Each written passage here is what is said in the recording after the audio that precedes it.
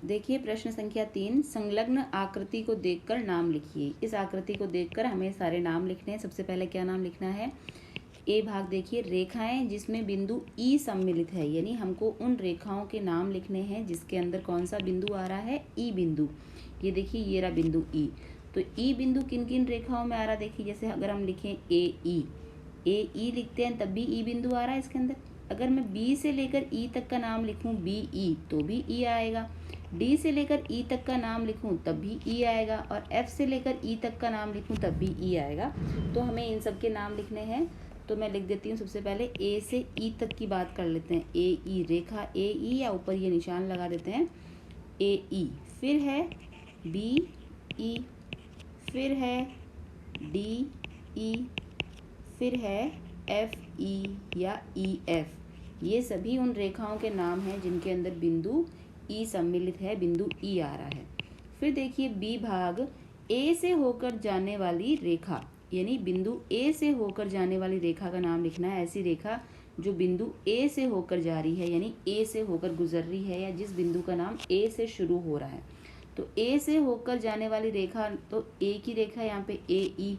कौन सी रेखा है? रेखा ए ई। ए ई रेखा ही जो है वो ए से होकर जा रही है। फिर देखिए सी भाग, वह रेखा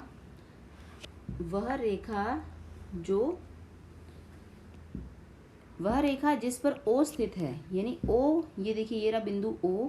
ये बिंदु ओ कौन सी रेखा पर स्थित है? तो ओ बिंदु जो है इस रेखा ओ सी पर स्थित है। तो सी का उत्तर क्या हो जाएगा?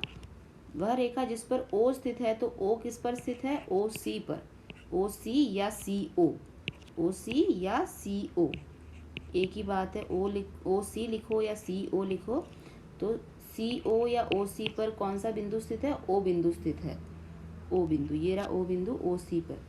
फिर है प्रतिच्छेदी रेखाओं के दो युग्म, यानी ऐसी रेखाएं जो एक दूसरे को प्रतिच्छेदित करती है। प्रतिच्छेदित करने का मतलब इस तरह की रेखाएं जो एक दूसरे को काटती है। तो हमको ऐसी दो रेखाओं के युग्म यानी दो जोड़े लिखने हैं।